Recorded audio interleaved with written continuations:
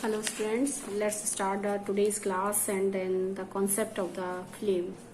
ठीक है. In the previous video I had discussed earlier about the concept of the how do we control fire and the types of combustion. The types of how do we control fire I discussed earlier. How do we control fire? हम कैसे आग को बुझाते हैं, ये concept मैंने आपको previous video में डिस्कस किया था. And then what are the types of combustion. Combustion के कौन कौन से टाइप्स होते हैं. ठीक है, तो कंबशन के टाइप्स आपने देखे थे कि कौन कौन से थे. आपका rapid combustion, rapid, slow combustion I have discussed about it, and then incomplete combustion, then complete combustion. ठीक है, नेक्स्ट है स्पॉन्टेनियस कंबशन, टेनियस कंबशन एंड देन एक्सप्लोजन. ठीक है, एक बार just I am repeating in short. Explosion. ठीक, explosion in which explosion, it is a type of rapid combustion, very rapid combustion in which the release heat and sound. यहाँ पर heat के साथ साथ क्या निकलती है, sound निकलती है, with a certain gases निकलती है. यानी बहुत ज्यादा फास्ट रैपिडली कंबशन होता है जिसमें साउंड क्रिएट होती है. सो यहाँ पर इसकी आइडेंटिफिकेशन है कि साउंड निकलते हैं. जैसे एक्सप्लोजन ऑफ क्रैकर्स जब बर्न होते हैं तो वहां पर बहुत अधिक अमाउंट में हीट, साउंड निकलती है और साथ में गैसेस बाहर निकलती हैं. ठीक है, so this is the explosion कहलाता है. स्पॉन्टेनियस कंबशन की किसी भी रूम टेम्परेचर पर अगर कोई चीज जलना शुरू कर दे कि उतना सफिशिएंट टेम्परेचर वो गेन कर ले कि उसका इग्निशन टेम्परेचर गेन हो जाए from the surrounding, no external heat is required. So that is the spontaneous combustion, like that burning of sodium, potassium, burning of phosphorus at the room temperature, because they have low ignition temperature, so they easily gain the ignition temperature from the surrounding and start to catch fire. Now next है rapid combustion. Rapid combustion which occurs at fast rate and produce a more amount of heat and light in the case, but in the case of slow combustion like rapid combustion, for example की combustion of the LPG, combustion of wood.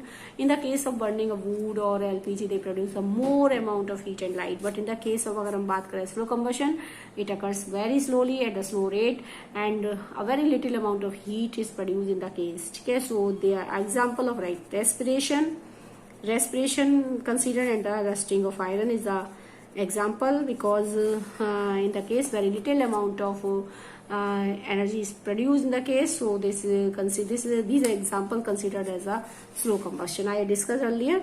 Now next incomplete combustion आपको मैंने बताया था. Next I am going to explain incomplete combustion and then it is a complete combustion. ठीक है, what is the incomplete and complete combustion? Incomplete combustion and complete combustion क्या होता है? Incomplete combustion occurs in the insufficient supply of oxygen. Insufficient supply of oxygen, यानी जब oxygen की पूरी तरह से सप्लाई नहीं होती तब इनकम्प्लीट कंबशन होता है. और अगर ऐसा होता है तो उस केस में जो है अनबर्न, जब किसी फ्यूल को जलने के लिए पूरी तरह से ऑक्सीजन नहीं मिल पाती तब उस केस में अनबर्न पार्टिकल्स रह जाते हैं जो पूरी तरह से नहीं जल पाते, अनबर्न कार्बन पार्टिकल्स. ठीक है, which remain suspended in the air and these are called the soot particles. हम इनको क्या कहते हैं, सूट पार्टिकल्स के नाम से जाने जाते हैं. और क्योंकि और इनकम्प्लीट कंबशन जब होता है तो यहाँ पर जो हम इसको आइडेंटिफिकेशन करते हैं, जो फ्लेम बनती है, अगर फ्लेम बनती है इनकम्प्लीट कंबशन में तो क्या होता है, येलो कलर आता है. ठीक है, जो फ्लेम बनती है उसका कैसा कलर होता है, येलो फ्लेम होता है. और यहाँ पर ऐश बनती है. ठीक है, इस केस में ऐश बनती है and less amount of carbon dioxide and more carbon monoxide. कौन सी गैस बनती है, कार्बन मोनोऑक्साइड ज्यादा होती है. लेकिन अगर हम बात करें कंप्लीट कंबशन, यानी जब एक फ्यूल पूरी तरह से ऑक्सीजन की सप्लाई में बर्न होता है, it means it occurs in sufficient supply of oxygen, sufficient supply of oxygen. ठीक है, जब sufficient supply मिलेगी तो obviously फ्यूल के सभी पार्टिकल्स पूरी तरह से जल जाएंगे, तो कोई अनबर्न पार्टिकल्स नहीं रहेगा, यानी no unburned particles takes place, no unburned particles remains behind unburned particles. ठीक है, जब फ्यूल को पूरी तरह से जलने के लिए ऑक्सीजन मिल रही है, सफिशिएंट है, तो वो जले क्यों नहीं, अधजले क्यों रहेंगे, पूरी तरह से जल जाएंगे। जब अधजले रहेंगे नहीं तो कोई अनबर्न पार्टिकल्स यहाँ नहीं रहेगा। और इस केस में क्योंकि कंप्लीट कंबक्शन हो रहा है तो इस केस में कोई ऐश नहीं बचेगी, नो ऐश। ठीक है, यहाँ पर कोई ऐश नहीं रहेगी। और यहाँ पर कार्बन डाइऑक्साइड जो गैस होती है वो मेजर होती है यहाँ पर। ठीक है, जो गैस निकलती है वहां पर कार्बन डाइऑक्साइड निकलती है, कार्बन मोनोऑक्साइड नहीं निकलती। And the flame is blue in colour. कैसे कलर की होती है, ब्लू कलर की फ्लेम होती है। याद रखेंगे यहाँ पर इनसफिशिएंट सप्लाई ऑफ ऑक्सीजन होता है, इनकम्प्लीट कंबशन। इसीलिए यहाँ फ्यूल के कुछ पार्टिकल्स अधजले रह जाते हैं जो पूरी तरह से नहीं जलते, they are called unburnt particles. And the flame is identified by the yellow in colour and then the ash is produced, and the gas that is liberated major amount of carbon monoxide and the less amount of carbon dioxide. But in the case of sufficient supply of oxygen occur, then the complete combustion of fuel occurs, so no unburned particles remain behind, कोई unburned particles नहीं रहता।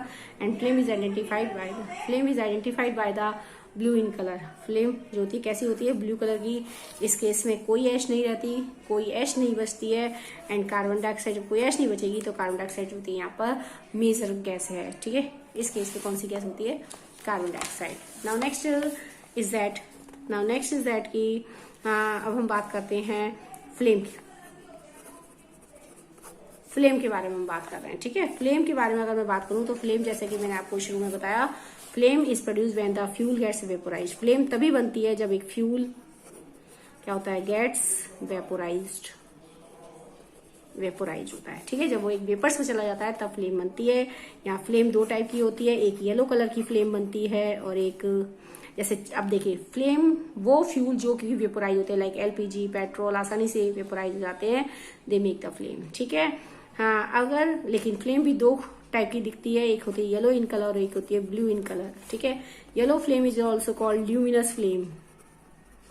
Luminous कहलाती है because it gives more light. Luminous मतलब light, it gives more light and less heat.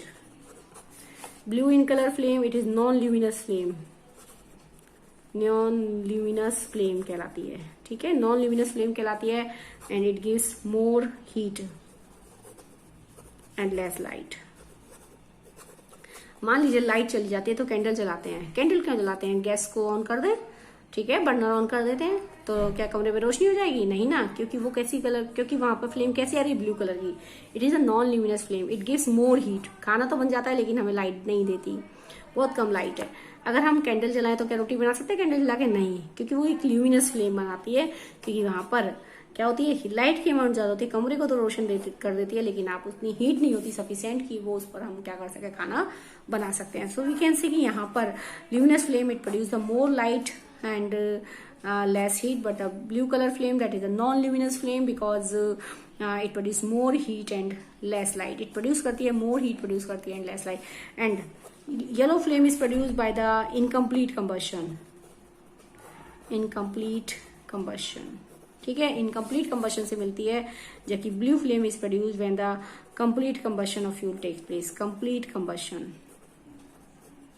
ठीक है, ये भी याद रखना है। Yellow flame is produce when the incomplete combustion of fuel take place, but blue colour flame is produce when the complete combustion of the fuel takes place. ठीक है, ये हो गया। इसके बाद हम देखते हैं फ्लेम के बारे में। तो इसमें जरा बुक में देखेंगे अभी हम। अब देखिए यहाँ पर इसने क्या किया है, स्ट्रक्चर ऑफ फ्लेम अभी देखना है। यहाँ पर कैंडल फ्लेम को स्टडी करेंगे तो इसके लिए एक्टिविटी दिखाई गई है। देखिए ये कैंडल फ्लेम है, ठीक है, कैंडल जला रखी, कैंडल फ्लेम को स्टडी करना है स्ट्रक्चर ऑफ फ्लेम के लिए। तो हमें क्या है, एक क्लीन ग्लास स्लाइड ले रखी है, देख रहे हैं, एक ग्लास स्लाइड है और इसको ऐसे रख दिया, इसके ऊपर रख दिया येलो फ्लेम में, जो ल्यूमिनस पार्ट ल्यूमिनस फ्लेम के अंदर रखा है। ठीक है, तो हमने क्या देखा, कुछ सेकंड रखने के बाद देखा इस काला पड़ गया, ये काला पैच आ गया, ब्लैक पैच आ गया इसके ऊपर। क्यों, क्योंकि इसके मतलब इसके ऊपर क्या जम गए हैं, क्या डिपॉजिट हो गए, अनबर्न पार्टिकल्स, यानी जो ल्यूमिनस फ्लेम होती है, because it is produced by the incomplete combustion. अभी मैंने बताया कि जो येलो कलर की फ्लेम है, आपने इसको येलो कलर की फ्लेम में ऐसे लग रखा प्रेस करके, तो आपने क्या देखा, इसके ऊपर कुछ काले पार्टिकल्स डिपॉजिट हो गए, black particles which are the unburnt particles of carbon. ठीक है, इट मीन्स ये ल्यूमिनस फ्लेम, क्योंकि luminous flame is produced by the incomplete combustion, it means when the fuel particles does not burn completely, because this combustion takes place in the insufficient supply of oxygen, so some of the particles remains unburned, तो वो deposit हो जाते हैं यहाँ पर, ठीक है। अब उसने क्या करा, दूसरा स्ट्रक्चर देखा, तो अब उसने क्या, ये तो हो गया कि ये शो करता है कि ल्यूमिनस फ्लेम जो होती है उसके अंदर कुछ अनबर्न्ड पार्टिकल्स होते हैं, एक पॉइंट तो ये बात हुई। इसका मतलब यहाँ पर क्या हो रहा है, इनकम्प्लीट कंबक्शन है। दूसरी पॉइंट ये क्या है उसने कि कॉपर वायर लिया है, कॉपर वायर क्योंकि आप जानते हैं गुड कंडक्टर है कॉपर, तो उसने क्या कॉपर वायर को होल्ड कर दिया और इसमें ऐसे अंदर डाल दिया, ठीक है, इस फ्लेम में अंदर डाल दिया। तो जब हमने फ्लेम में अंदर डाला तो देखा उसका कुछ पोर्शन, देखिए अगर मान लो एक कॉपर वायर को फ्लेम में अंदर डाल रहे हैं तो कैसे है, देखिए फ्लेम इसमें जनरली जब हम एक कैंडल को बर्न करते हैं तो हमें एक फ्लेम ऐसे दिखाई देती है, ये येलो कलर की दिखाई केवल येलो पार्ट देता है, लेकिन इसकी बाहर एक हल्की सी बहुत पतली सी लेयर होती है that is blue in colour, blue colour की होती है जो हमें दिखाई नहीं देती, ठीक है, जो हमें दिखाई नहीं देता because it is a non luminous part, non luminous part है, ठीक है, क्योंकि यहाँ पर हीट ज्यादा होती है और लाइट कम होती है। अब हमने क्या करा, जनरली ये कैंडल फ्लेम का स्ट्रक्चर है और इसमें आपने ये आपको सिर्फ येलो कलर का फ्लेम दिखाई दे रहा है, जबकि ओरिजिनली अगर हम देखें तो इसके बाहर एक आउटसाइड बहुत पतली लेयर है that is blue in colour, blue colour के फ्लेम का और स्ट्रक्चर होता है जो हमें दिखाई नहीं देता because it is a non luminous part, non luminous part of the flame, ठीक है।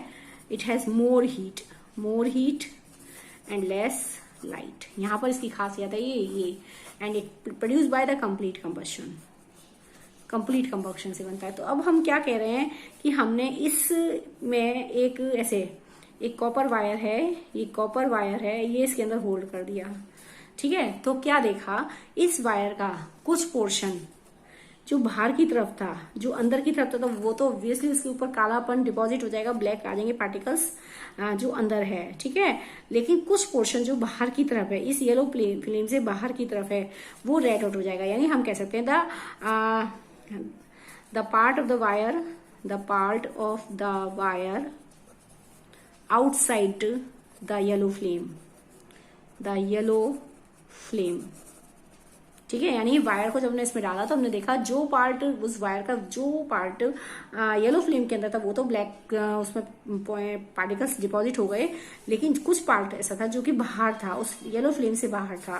So the part of the wire that is outside the yellow flame gets red hot, गर्म हो जाता है।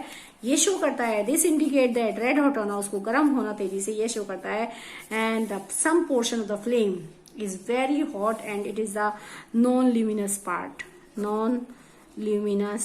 part, यानी जब हमने वायर को रखा तो वायर का कुछ पोर्शन जो बाहर था, येलो फ्लेम से बाहर था, वो थोड़ा सा बहुत गर्म हो गया, दैट इज रेड हॉट हो गया। गर्म इसलिए हो गया क्योंकि इसका मतलब वहां पर उस फ्लेम का कुछ हिस्सा जो हमें दिखाई नहीं दे रहा, यानी नॉन ल्यूमिनस है वो, ठीक है, that has a very high temperature, जहां पर टेम्परेचर बहुत ज्यादा है, it means it produce more heat, so because it produce by the complete combustion. तो फ्लेम का वो हिस्सा जो हमें दिखाई नहीं दे रहा, ये हिस्सा जो हमें दिखाई नहीं दे रहा, it is a non luminous part because it has more temperature, so the wire becomes red hot, wire का वो हिस्सा क्या हो गया, रेड हॉट हो गया, ठीक है। So it is the non luminous part, क्या कहलाएगा, non luminous part. So the outside the flame a blue layer is present, that is the blue part is present, so we can say the non luminous part is the blue in colour, कैसे colour का होता है, and it has more heat, यहाँ पर बहुत ज्यादा temperature होता है, ठीक है, because it is produce by the, यहाँ पर टेम्परेचर क्यों ज्यादा है, मोर हीट क्यों है, क्योंकि it is produce by the complete combustion, किसके कारण बना है, कंप्लीट कंबशन की बात, समझ रहे बात। इसके बाद हम देखते हैं यहाँ पर नेक्स्ट, यही कारण है कि जो हमारे गोल्ड स्मिथ हैं, आप देख रहे हैं ये गोल्ड स्मिथ होते हैं, सुनार होते हैं, तो gold Smith below the outer most zone of the flame with a metallic blow pipe for a melting gold and silver. यही कारण है कि क्योंकि जो बाहर का स्ट्रक्चर है फ्लेम के, जो बाहर का पार्ट है, वहां पर टेम्परेचर बहुत ज्यादा है, जिसकी वजह से जो सुनार होते हैं, जो गोल्ड एंड स्मिथ होते हैं, वो बाहर से हीट को लेने के लिए, मतलब सिल्वर और गोल्ड को मेल्ट करने के लिए इस टेम्परेचर का यूज करते हैं, नहीं they use the outer part of the flame, इस आउटर पार्ट को यूज करते हैं। Now discuss the different zones of the candle flame. अब हम बात करते हैं कैंडल फ्लेम की। इधर देखते हैं कैंडल फ्लेम में अगर मैं बात करूं तो यहाँ 3 पार्ट्स होते हैं, ठीक है। देखिए 2 पार्ट तो हमने डिस्कस करे हैं, एक बार पहले नोटबुक पर देख लो।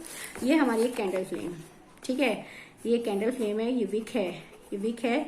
जब हम कैंडल को बंद करते हैं तो हमें ये हिस्सा दिखाई देता है, ये हमारा ल्यूमिनस पार्ट है, that is a orange yellow in red.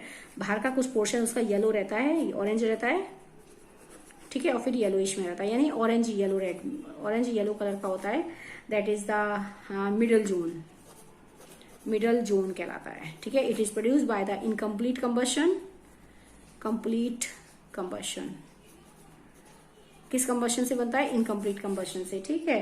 It means it is the moderate hot, moderate hot, बहुत ज्यादा गर्म नहीं होता, ये हमें दिखाई देता है। लेकिन जैसे कि मैंने अभी आपको बताया, बाहर एक इसके बाहर एक हल्का सा पतली सी लेयर होती है जो हमें दिखाई नहीं देती, which is the very hot layer, that is the outer zone. ये हमारा आउटर जोन कहलाता है। Outer zone that is the blue in colour, जो नॉन ल्यूमिनस पार्ट है, this is the non luminous part of the flame, ठीक है। जैसे candle flame में येलो पार्ट के बाहर एक बहुत पतली सी लेयर होती है जो दिखाई नहीं देती, so that's why it is called non luminous, but it is the outer zone of the flame because it has a more temperature. यहाँ पर टेम्परेचर बहुत ज्यादा है क्योंकि नॉन ल्यूमिनस पार्ट है, ये दिखाई नहीं दे रहा कैसे कलर का है, ये ब्लू कलर का है। It is the outer zone. कौन सा जोन कहलाता है? Outer zone.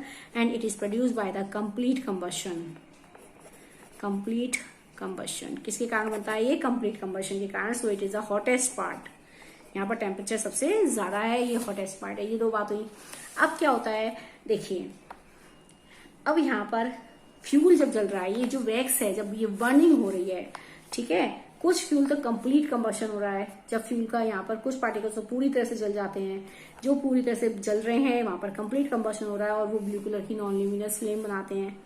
कुछ फ्यूल के पार्टिकल्स जो जिनको पूरी तरह से ऑक्सीजन नहीं मिल पा रही है, सफिशिएंट ऑक्सीजन में नहीं बर्न हो पा रहे हैं, ठीक है, वो येलो फ्लेम में आ जाते हैं, यानी वो येलो पार्ट में कलेक्ट हो जाते हैं, अनबर्न पार्टिकल्स कहलाते हैं, ठीक है। जब फ्यूल के वो पार्टिकल्स जिनको सफिशिएंट एयर नहीं मिल पाती है तो वो अध जले रह जाते हैं, यानी कुछ पार्टिकल्स अध जले रह जाते हैं, अनबर्न रह जाते हैं, तो वो बीच में कलेक्ट हो जाते हैं, नहीं आपके इस वाले पार्ट में आ जाते हैं। कौन सा पार्ट है ये? ल्यूमिनस पार्ट में रह जाते हैं, ठीक है, अनबर्न पार्टिकल्स होते हैं। अगर हम इस वाले येलो पार्ट में कोई चीज रख देते हैं तो वो काली हो जाती है, ठीक है।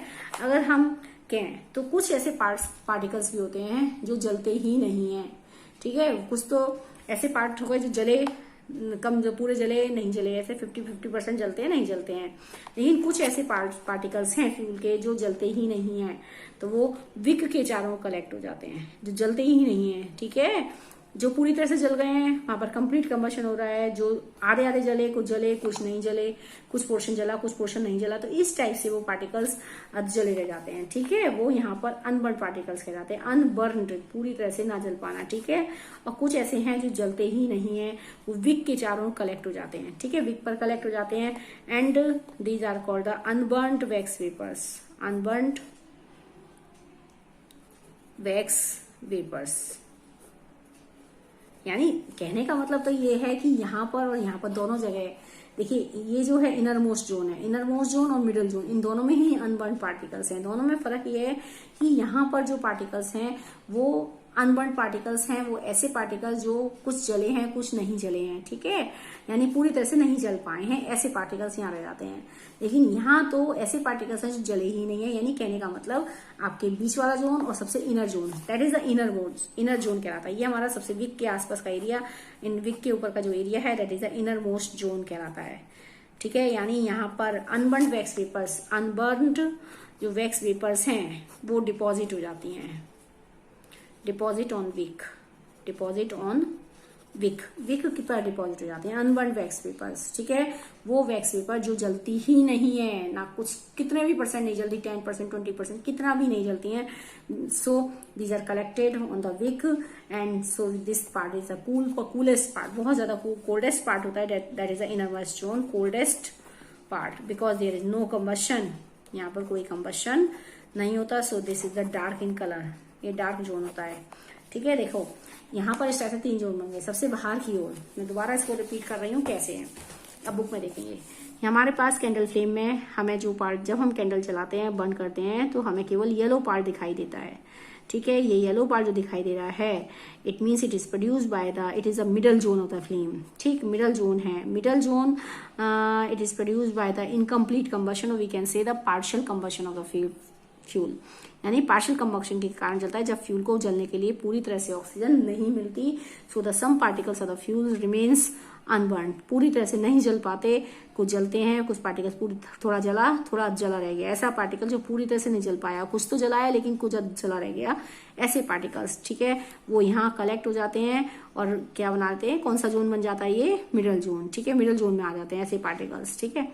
अनबर्न पार्टिकल्स हो गए जो कुछ जले हैं, कुछ पार्टिकल्स नहीं पूरी तरह से नहीं जल पाया, थोड़ा जला है, तो वो इस वाले पार्ट्स में कलेक्ट हो जाते हैं and make a separate zone that is the luminous zone. वो जोन कैसा कहलाता है, ल्यूमिनस जोन हो गया। तो यहाँ पर टेम्परेचर कम रहता है, यानी that is a moderate hot, बहुत ज्यादा हाई टेम्परेचर नहीं होता, लेकिन कुछ पार्टिकल्स ऐसे हैं जहां पर फ्यूल का कंप्लीट कंबशन होता है। जब फ्यूल का कंप्लीट कंबशन होता है यानी फ्यूल के पार्टिकल्स पूरी तरह से बर्न अप हो जाते हैं, they make a separate layer and this is the hottest part and this is the outer zone of the complete combustion. Complete combustion होता है एंड आउटर जोन कहलाता है, ठीक है, क्योंकि फ्यूल का कंप्लीट कंबशन हो रहा है, so it is a hottest part, है ना, ठीक है, हॉटेस्ट पार्ट है, it is blue in colour, दिखाई नहीं देता, सो it is a non luminous part of the flame. कैसा पार्ट कहलाता है, नॉन ल्यूमिनस। अब फ्यूल के कुछ पार्टिकल्स तो जल गए पूरी तरह से, वो बाहर आ गए, फ्यूल के कुछ पार्टिकल्स कुछ जले कुछ नहीं जले, ठीक है, तो वो आ गए बीच के पार्ट में, लेकिन कुछ ऐसे पार्टिकल्स भी हैं फ्यूल के जो जले ही नहीं, बिल्कुल भी नहीं जले, so they deposit on the wick, wick के ऊपर कलेक्ट हो जाते हैं। So this part is the least hot मतलब coldest part of the flame, this is the coldest part of the flame around the wick because there are some particles of the fuel wax which do not get burned, जो जलते ही नहीं है, so they get deposit over the wick and the part is least hot and that is the innermost zone। कैसा कहलाता है, innermost zone, क्योंकि यहाँ पर कंबशन नहीं होता, so it is a dark in colour that is called black in colour. सो यहाँ पर 3 टाइप का कंबशन हुआ, ठीक है। सो यहाँ पर यहाँ पर 3 आपके जो फ्लेम के पार्ट हैं, फ्लेम के 3 पार्ट्स हो गए, ठीक है। सो पहला पार्ट आपका देखिए, सबसे पहले ये आपका फ्लेम, ये विक है, ठीक, ये विक है जो आपको दिखाई दिया, दैट इज द यहाँ पर ऑरेंज येलो कलर, कुछ भी कह सकते हैं, येलो कलर होता है, मेनली दिखाई देता है, लेकिन ऑरेंज येलो मानते हैं इसको, orange yellow colour, that is the middle zone हो गया। इसके बाहर एक सेपरेट लेयर, पतली सी लेयर ऐसे कलेक्ट हो जाती है, यहाँ पर फ्यूल का कंप्लीट कंबक्शन होता है, जिसके जब फ्यूल के कुछ पार्टिकल्स जो कंप्लीटली कंबक्शन में बर्न हुए हैं, ठीक है, तो वो ल्यूमिनस फ्लेम बना लेते हैं, और जो ल्यूमिनस फ्लेम ये नॉन ल्यूमिनस फ्लेम बनाते हैं, ठीक है, बाहर आ जाता है ये पार्ट, नॉन ल्यूमिनस फ्लेम कहलाता है, ये नॉन ल्यूमिनस स्ट्रक्चर है, that is the blue in colour. कैसे कलर का होता है, ये ब्लू पार्ट होता है, फ्लेम का सबसे बाहर के पार्ट ब्लू कलर का जो नॉन ल्यूमिनस है, ठीक। अब इसके बाद जो है हमारा ये नॉन ल्यूमिनस पार्ट है जो ब्लू कलर का स्ट्रक्चर में आया, ये हो गया, और ये हमारा आउटर जोन कहलाया, आउटर जोन, ठीक है, ये बाहर का आउटर जोन जो कि हमारा कंप्लीट कंबशन से बना है, कंप्लीट कंबशन से बना है। दूसरी बात, ब्लू कलर का है, नॉन ल्यूमिनस है। मिडल पार्ट जो हमें दिखाई दे रहा है, मेजर पार्ट जो दिखाई देता है, that is the orange yellow in colour, that is the middle zone and it is the incomplete combustion. किसके कारण हुआ है ये, इनकम्प्लीट कंबशन। लेकिन कुछ ऐसे भी पार्टिकल्स होते हैं जो बिल्कुल नहीं जलते हैं, so they get deposit around the wick पर कलेक्ट हो जाते हैं। So this is the coldest part, और we can say that it is the least hot part. So there is no combustion, यहाँ पर कोई भी कंबशन नहीं है। So this part, so this is the black in colour, ये जो portion है वो कैसा है, कलर का, and this is the innermost zone कहलाता है। क्या कहलाता है, ये हमारा इनर जोन कहलाता है। सो ये हमारा हो गया कैंडल फ्लेम, ठीक है, ये आपके यहाँ पर। नेक्स्ट हम देखते हैं what is the fuel and the ideal fuel, यहाँ डिस्कस करेंगे। फ्यूल आपको बताइए क्या है, व्हाट आर द फ्यूल्स, क्या होते हैं जो सब्सटेंस कंबशन शो करते हैं, the substance which catch fire और which undergo combustion are called the fuel, ठीक है। Fuel are also called combustible substance, fuel को ही हम कंबस्टिबल सब्सटेंस कहते हैं।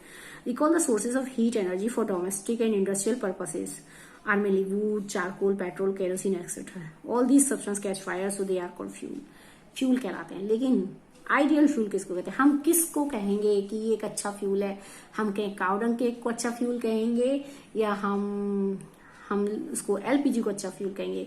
जिस फ्यूल से हमें बहुत ज्यादा अमाउंट में हीट मिले, हमारा एयर पॉल्यूशन ना हो, वही हमारी लैंग्वेज में एक गुड क्वालिटी ऑफ फ्यूल माना जाता है, ठीक है, गुड क्वालिटी ऑफ फ्यूल है। So that is the ideal fuel, ठीक है। तो एक good fuel is one which is readily available, जो आसानी से सबको उपलब्ध हो जाए, इट इज चीप, सस्ता हो, it Burns easily in air at a moderate rate. आसानी से वो जल जाए and produce a large amount of heat. सबसे मोस्ट इंपॉर्टेंट थिंग कि अगर हम किसी फ्यूल को बर्न करें तो हमें दो इंपॉर्टेंट चीजें यहाँ पर, एक तो हमें उससे हीट ज्यादा मिले और दूसरी बात एयर को कोई नुकसान ना हो, एयर कोई पॉल्यूशन ना हो, and it does not leave any undesirable substance, और उससे कोई भी undesirable substance like ash, undesirable gases, ये सब बाहर ना निकले। ठीक है, ऐसा fuel that is called a good quality of fuel कहलाता है, that is the ideal fuel. So we can say this is the ideal fuel. There is probably no fuel that could be considered as an ideal fuel. We should look for a fuel which fulfills most of the requirements for a particular use. Fuel differ in their cost. Some fuels are cheaper than others. ठीक है, तो हम ideal fuel हमारे लिए ideal, this is no fuel that could be consider. हम किस fuel को consider करें कि वो एक आइडियल फ्यूल है, हम कैसे कंसिडर करते हैं? दो चीजों के रिगार्डिंग कि वो एक तो कैसा होना चाहिए, produce a more amount of heat and no pollution. ठीक है, एक आइडियल फ्यूल की लैंग्वेज क्या होती है कि the ideal fuel is one which that is easily available, ठीक है, आसानी से मिल जाए यानी readily available, चीप हो, अफोर्डेबल हो। ठीक है, दूसरी बात आसानी से मिल जाए, आसानी से लोग खरीद सके, अफोर्डेबल हो सबकी, ठीक है, चीप हो। दूसरी बात नो कॉज पॉल्यूशन, उससे हमारे इन्वायरमेंट को कोई नुकसान ना हो। ठीक है, आइडियल फ्यूल। दूसरी बात it produce more heat, produce a large amount of heat, ज्यादा अमाउंट में हीट प्रोड्यूस करे। ठीक, ideal fuel is one which easily available, cheap, affordable हो, then it does not cause any type of air pollution, कोई air pollution create ना करे, and produce the large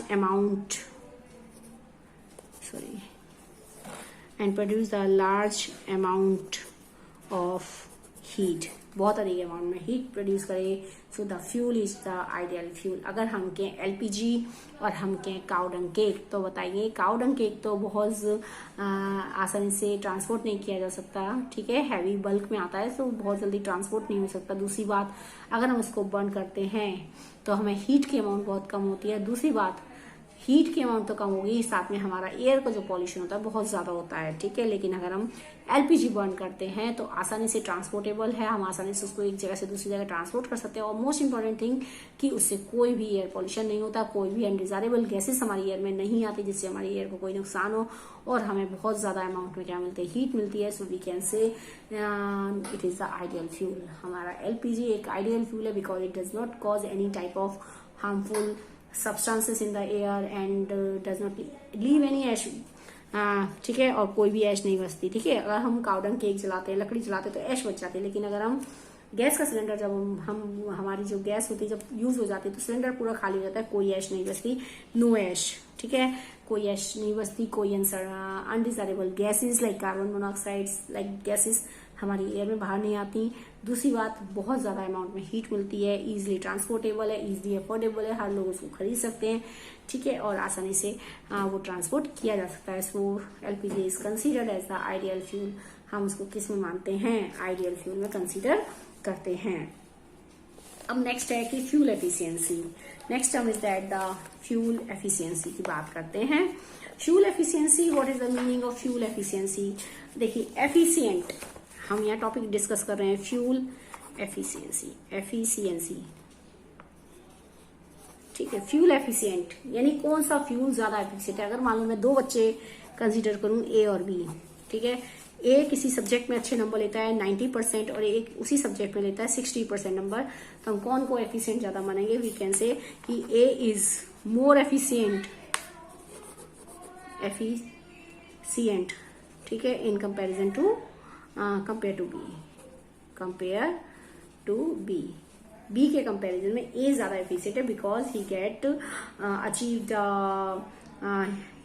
because he got the 90% of marks in a particular subject in comparison to B, so it is a more efficient। अब यहाँ पर हम बात करें fuel efficiency की, यानी which fuel is more efficient in comparison to other fuel in regarding with the production of heat, कि कौन सा फ्यूल ज्यादा अमाउंट में हीट प्रोड्यूस करता है, जो हमें फ्यूल बहुत ज्यादा अमाउंट में हीट देता है और कोई एयर पॉल्यूशन नहीं कर सकता, so that the fuel is the more efficient in comparison to other fuel. मान लीजिए हमारे पास दो फ्यूल हैं, एक फ्यूल एक्स फ्यूल और एक है वाई फ्यूल। ठीक है, अगर मैं कहूं Y fuel produce more heat, बहुत ज्यादा हीट देता है, इससे कोई ऐश नहीं आती, ठीक है, एंड नो पॉल्यूशन, कोई पॉल्यूशन नहीं देता। अगर मैं एक्स फ्यूल की बात करूं, इट प्रोड्यूस लेस हीट, इससे बहुत लेस हीट आती है, ऐश प्रोड्यूस होती है और हमारे गैसेस बाहर निकलती हैं, ठीक है, अनडिजायरेबल गैसेस बाहर निकलती हैं। So we can say because it produce a less amount of heat in comparison to the Y fuel, so we can say Y is the more efficient in comparison to the X. तो we can say this is the fuel efficiency. Fuel efficiency का मतलब हो गया कौन सा fuel ज्यादा efficient है to produce the fuel which is more efficient in regarding to produce the amount of heat. ठीक है, so the fuel that which produce the heat that is represented by the calorific value। तो हम ये देखते हैं कि कौन सा फ्यूल हमें ज्यादा अमाउंट में हीट देता है, it is represented by the calorific value। ठीक है, तो fuel efficiency I think I hope so you will understand that what is the meaning of efficiency, कि कौन सा ज्यादा निपुण है इस काम में, कौन सा काम चल रहा है यहाँ पर हीट प्रोड्यूस करने का, तो एक फ्यूल कितनी ज्यादा अमाउंट में हीट देने में निपुण है। ठीक है, कितना बढ़िया है। So the Y fuel is more efficient to produce the more heat in comparison to the X fuel. So we can say Y fuel is more efficient in comparison to the X fuel. So we can say fuel efficiency. What is the meaning of? So we can say fuel efficiency is the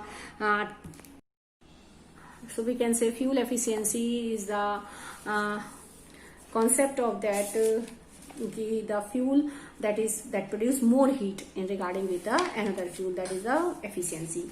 So we compare the fuel efficiency by the calorific value। ठीक है, अभी मैंने बताया कि fuel efficiency का मतलब क्या होता है कि एक फ्यूल कितनी ज्यादा अमाउंट में हीट प्रोड्यूस करता है। जो फ्यूल ज्यादा अमाउंट में हीट प्रोड्यूस करता है इट मींस वो ज्यादा एफिशिएंट है in comparison to the other fuel. तो कौन सा फ्यूल कितनी अमाउंट में हीट दे रहा है, that is represented by the calorific value. किससे पता चलती है हमें? कैलोरीफिक वैल्यू से, यानी calorific value represent the heat amount. क्या रिप्रेजेंट करती है? हीट की अमाउंट को रिप्रेजेंट करती है, that is produced by burning the fuel। किसी फ्यूल को बर्न करने से कितनी हीट मिल रही है, that is called calorific value. कितना फ्यूल बर्न करे, अब मान लो मैं कहूँ 250, अगर मैं मान लो ऑब्वियसली अगर मैं मानो उपले जला रही हूँ, ठीक है, काउ डंग की, अगर मैं 250 ग्राम उपले जलाऊं और 1 kg उपले जलाऊं, तो ऑब्वियसली जिसकी अमाउंट ज्यादा उसमें हीट ज्यादा मिलेगी। 1 kg fuel produce more heat, 1 kg of cow dung cake produce more heat in comparison to the 250 gram of cow dung cake. तो यहाँ पर कैलोरीफिक वैल्यू का मतलब होता है कि कितनी हीट मिलती है हमें अगर हम एक फ्यूल को बर्न करते हैं। जब हम एक फ्यूल को बर्न करते हैं तो फ्यूल हमें कम लेंगे तो कम हीट मिलेगी, ऑब्वियसली ज्यादा फ्यूल लेंगे तो ज्यादा हीट मिलेगी। तो हमें एक पर्टिकुलर अमाउंट लेके चल रहे हैं, ठीक है, किसी भी फ्यूल की। तो यहाँ पर हम एक पर्टिकुलर अमाउंट लेंगे 1 kg। इट मीन्स अगर हम 1 kg फ्यूल को बर्न करते हैं, 1 kg फ्यूल को बर्न करने पर, कंप्लीटली बर्न करने पर, पूरी तरह से जलाने पर कितनी अमाउंट में हीट मिलती है, that is called the calorific value. 1 kilogram fuel को बर्न करने से, माना मैंने कहा एक एक्स फ्यूल और एक वाई फ्यूल भी 1 किलोग्राम बर्न किया जाता है, एक्स फ्यूल भी 1 किलोग्राम बर्न किया जाता है। ठीक है, तो Y fuel produce the Y fuel when burn 1 kg of Y fuel when burn it produce more heat and in comparison to the X fuel it produce the less heat produce करता है। अगर हम इसका 1 kilogram चलाते हैं तो less heat होती है, अगर हम इसका 1 किलोग्राम चलाते हैं बहुत ज्यादा हीट, मोर हीट प्रोड्यूस होती है। So we can say Y is the more efficient, so we can say Y has more calorific value, ठीक है, इन कंपैरिजन टू एक्स, यानी वाई की कैलोरीफिक वैल्यू ज्यादा है। तो हम एक पर्टिकुलर अमाउंट लेके चल रहे हैं, दैट इज 1 kg। 1 किलोग्राम किसी फ्यूल को जलाने से कितनी अमाउंट में हीट मिलती है, that is the calorific value. So we can say calorific value represent the amount of heat that is produced by burning of 1 kg of fuel completely. 1 kilogram fuel को burn करने से completely, ठीक है, 1 kilogram fuel को burn करने से हमें कितनी अमाउंट में हीट मिल रही है, that is called the calorific value. And the SI unit of calorific value is, SI unit that is calorific value, ठीक है। अगर मैं सिर्फ कैलोरीफिक वैल्यू की बात करूं तो हम 1 किलोग्राम किसी भी सब्सटेंस को बर्न कर रहे हैं। 1 किलोग्राम किसी भी सब्सटेंस को बर्न करने से हमें कितनी अमाउंट में हीट मिल रही है, ठीक है। 1 किलोग्राम सब्सटेंस को अगर आप बर्न करते हैं तो कितनी अमाउंट में हीट मिल रही है, that is called the calorific value. तो 1 किलोग्राम सब्सटेंस को बर्न कर रहे हैं तो इसकी ऐसा यूनिट होती है किलो जूल पर केजी, जूल पर केजी। 1 किलोग्राम सब्सटेंस को बर्न करने से कितनी हीट मिल रही है, यहाँ पर कितना सब्सटेंस बर्न हो रहा है उसका जो मास है वो इसकी ऐसा यूनिट हो गई, और कितनी हीट मिल रही है, हीट की ऐसा यूनिट होती है जूल, ठीक है। हीट की ऐसा यूनिट है, ऐसा यूनिट होती है हीट की ऐसा यूनिट होती है जूल होती है। तो लेकिन बात यह है कि आप फ्यूल बर्न कर रहे हैं, फ्यूल वो भी कितना, 1 किलोग्राम फ्यूल को बर्न करने से हीट की अमाउंट बहुत ज्यादा होती है। फ्यूल आप बर्न कर रहे हैं, देखिए नॉर्मली अगर मैं बात करूं कि किसी भी सब्सटेंस को जब आप बर्न करते हैं, 1 किलोग्राम सब्सटेंस को बर्न करते हैं तो उससे जो हीट मिलती है that is represented in the joule में रिप्रेजेंट करते हैं। तो ऐसा यूनिट हो गई कैलोरीफिक वैल्यू की जूल पर केजी, ठीक है। लेकिन हम यहाँ पर बात कर रहे हैं फ्यूल के केस में, ठीक है। कैलोरीफिक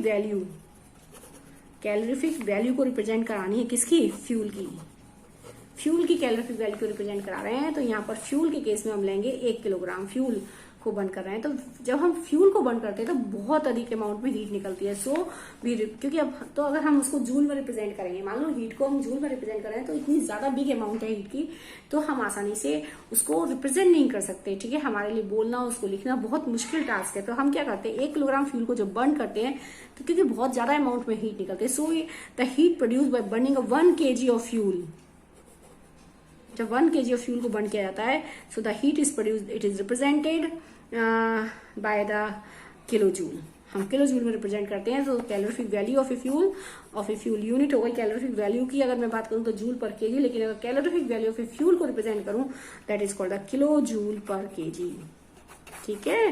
कैलोरीफिक वैल्यू की यूनिट का मतलब होता है कि कितनी हीट बनती है किसी भी सब्सटेंस को, 1 किलोग्राम सब्सटेंस को जलाते हैं तो आप रिप्रेजेंट करेंगे जूल पर केजी में। लेकिन यहाँ हम फ्यूल की बात कर रहे हैं, और जब भी हम किसी फ्यूल को बर्न करते हैं तो बहुत लार्ज अमाउंट में हीट निकलती है, ठीक है। Large amount of heat produce होती है। क्योंकि लार्ज अमाउंट में हीट निकलती है तो आप उसको जूल में एक्सप्रेस नहीं कर सकते, इसलिए हम उसको किलो जूल में एक्सप्रेस करते हैं। So the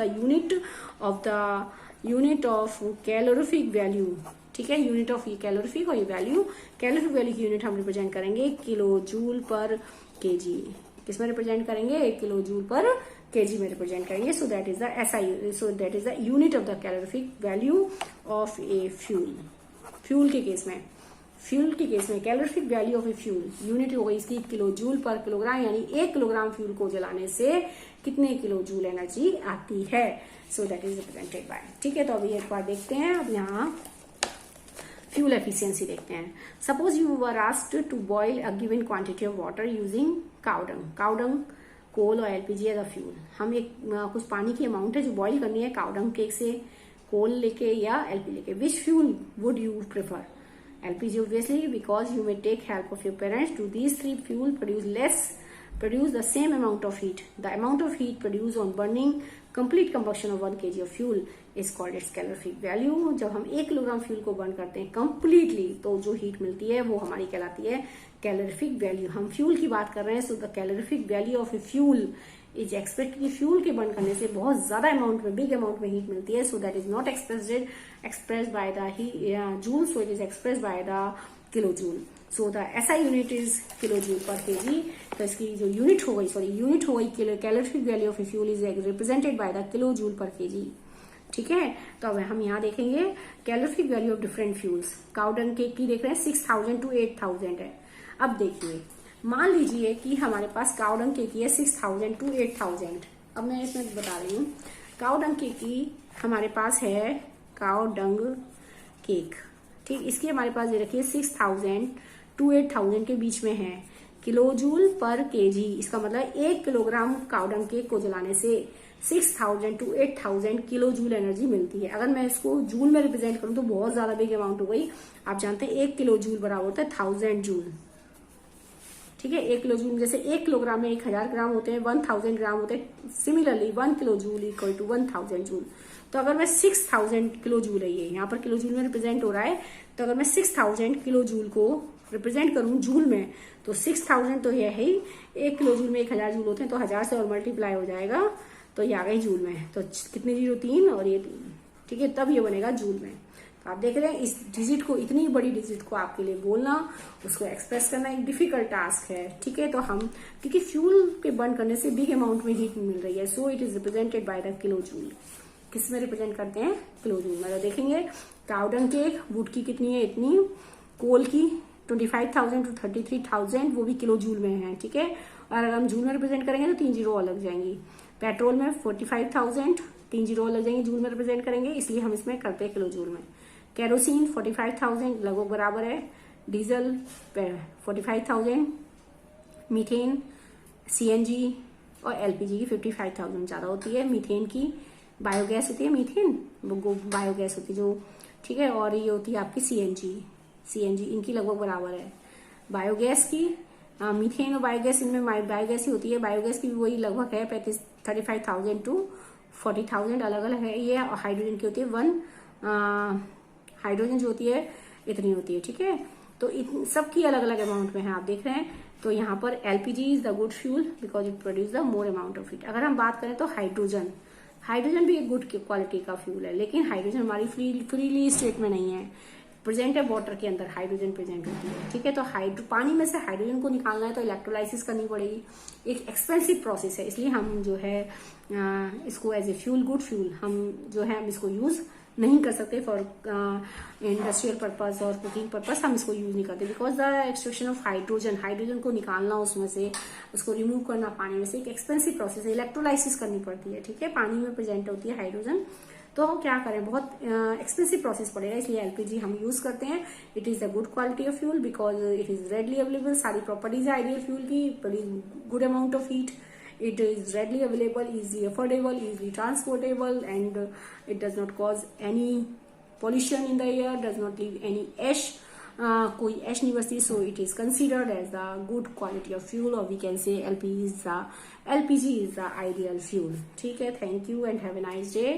Later I will discuss about the concept of the harmful effects of the burning of the fuels. Thank you and have a nice day.